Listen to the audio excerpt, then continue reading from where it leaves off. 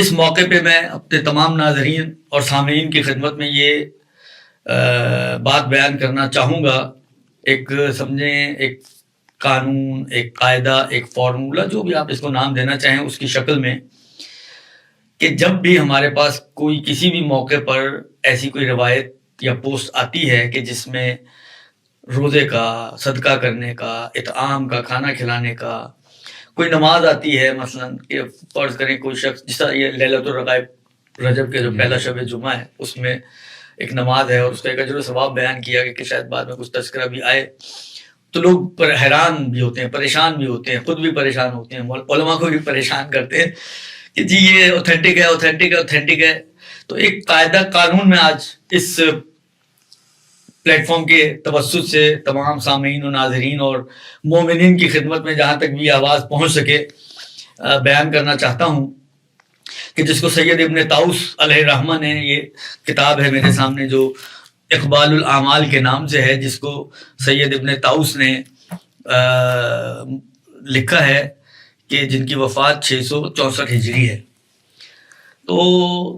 تقریباً 800 سال، پونے 800، 850 سال پلس مائنس اوپر نیچے، اتنے پرانے یہ ایک انتہائی جید شخصیت ہیں ہماری شیعہ تاریخ کی۔ تو انہوں نے یہ کتاب لکھی، اس میں ایک بات کہی ہے، وہ میں شیئر کرنا چاہتا ہوں اپنے تمام سامعین و ناظرین کی خدمت میں۔ وہ یہ ہے کہ دیکھیں، ہمارے پاس، مجھے یاد پڑتا ہے جب ہم قم میں ہوا کرتے تھے، اور خدا حفظ کرے اور ان کو صحت و سلامتی عطا کرے، آغا وحید خراسانی دامہ ذلہ، ان کے درس خارج میں ہم جایا کرتے تھے، تو وہاں پر ایک جب یہ حدیثوں کا ایک پورا سمجھیں ایک گروہ ہے، جب ان حدیثوں کی بات آئی تو اس وقت بھی انہوں نے یہ باتیں کہی تھیں، یعنی ملتی جلتی باتیں ہیں، تو سمجھیں آغا وحید اور سید طاؤس ان کے بیانات کی روشنی میں ایک قاعدہ دینا چاہ رہا ہوں،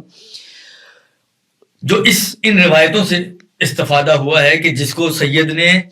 یہاں پر نقل بھی کیا ہے روایتوں کو، بعض روایتیں پیغمبر سے۔ اچھا، یہ روایتیں ایسی ہیں کہ جو اہل سنت کے پاس بھی موجود ہیں، اور آپ کو معلوم ہے کہ اہل سنت کے پاس تو عام طور پر پیغمبر سے ہی روایتیں ہوتی، تو پیغمبر کی روایت بھی ہے، اور ہمارے پاس تو کیونکہ پیغمبر کے بھی فرامین ہمارے پاس ائمہ ہی کے ذریعے آئے ہیں، تو عام طور پر کوئی نہ کوئی امام جو ہے پیغمبر سے پہلے ان کو پیغمبر سے نقل کرنے والا موجود ہوتے ہیں۔ تو یہ مختلف ائمہ سے روایتیں ہیں۔ بعض جگہ پر یہ روایت جو ہے امام صادق علیہ السلام سے پیش کی گئی ہے، بعض جگہ پہ یہی روایت، یہی سے مراد اسی مفہوم کی روایت، کیونکہ الفاظ تھوڑے بہت پلس مائنس ہے، کافی سے امام کاظم علیہ السلام سے نقل ہوئی ہے، اور بعض میں خود چھٹے امام سے بھی نقل ہوئی ہے، مختلف ائمہ سے، چھٹے امام، پانچویں امام، ساتویں امام، ظاہراً ان مختلف ائمہ سے یہ مختلف روایتیں مختلف الفاظ کے ساتھ، جن کا مفہوم ہی ہے، میں جس کو کہیں کلیکٹیولی ایک مفہوم آپ کی خدمت میں پیش کرنا چاہ رہا ہوں، روایتوں کے اندر میں نہیں جانا چاہ رہا، ٹائم شارٹ ہے، کہ مفہوم روایت چاہے پیغمبر کی ہو، چاہے امام صادق کی ہو، چاہے امام باقر کی ہو، چاہے امام کاظم کی ہو، سب کو ملا کے کلیکٹیولی اگر ہم دیکھیں تو ائمہ یا معصومین نے یوں فرمایا ہے کہ اگر تم تک کوئی روایت پہنچے ہم سے، یعنی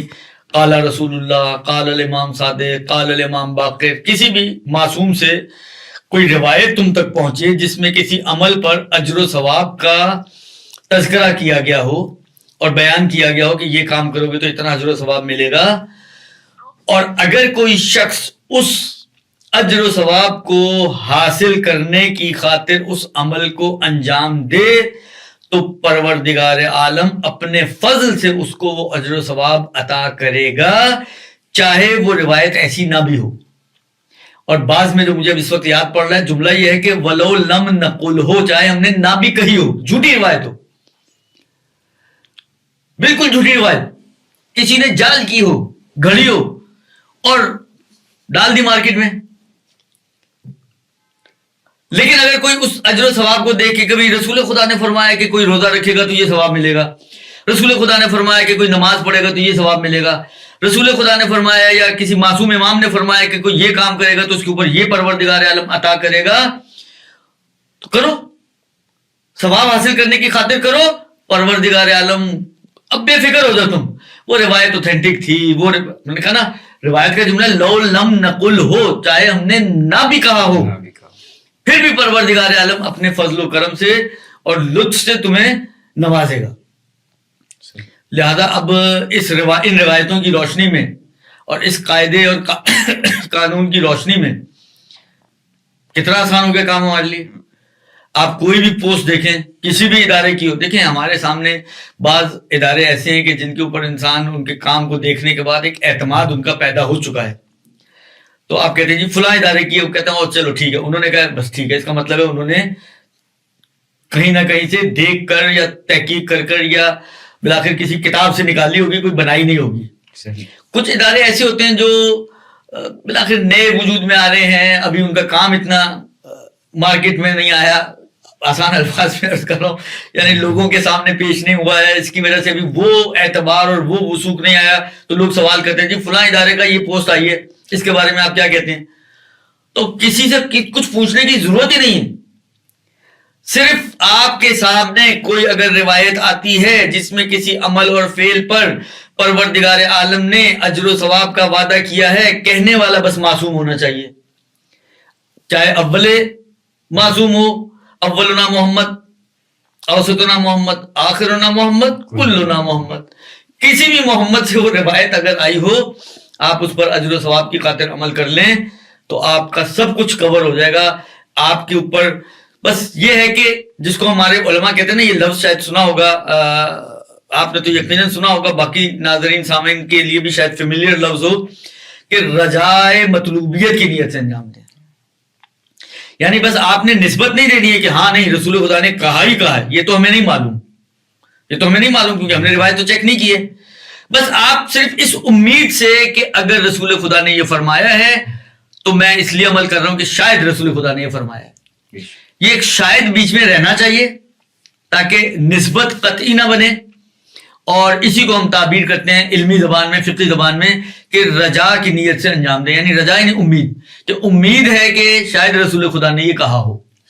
اور پھر اگر کہا ہے تو پھر تو قطعاً ثواب ملے گا. لیکن خدا تو کہہ رہا ہے نہیں بھی کہا تب بھی میں دوں گا. تو اس لیے پھر یہ دروازہ ہمارے لیے کھل جاتا ہے ان تمام روایتوں کی نسبت. لہذا آپ مفاتی کو اٹھا کے دیکھیں، ہر موقع کی مناسبت سے کچھ نہ کچھ ضرور وہاں پہ موجود ہے. حتیٰ یہ جو نوروز کتنا کنٹروورشل ایشو ہے کہ آیا اس کی کوئی اسلامی حیثیت ہے نہیں ہے، پارسیوں کی عید ہے، مسلمانوں کے لیے تہوار ہے نہیں، یہ کہانیاں اس کے اندر. اچھا روایتیں بھی مختلف ہیں. آپ مفاتی اٹھا کے دیکھ لیں، شیخ عباس قمی نے اس کے لیے بھی غسل و اعمال و نمیدن و کیا کیا کچھ لکھا ہے. آپ رجا کی نیت سے کر لیں. آپ کا جو نیت ہے نا، وہ کہتے ہیں نا نیت المومن خیر من عملی، وہ شاید یہی ہے. آپ کو اپنی نیت پہ ثواب دے دے گا پروردگار عالم کہ تم نے اس اجر و ثواب کی خاطر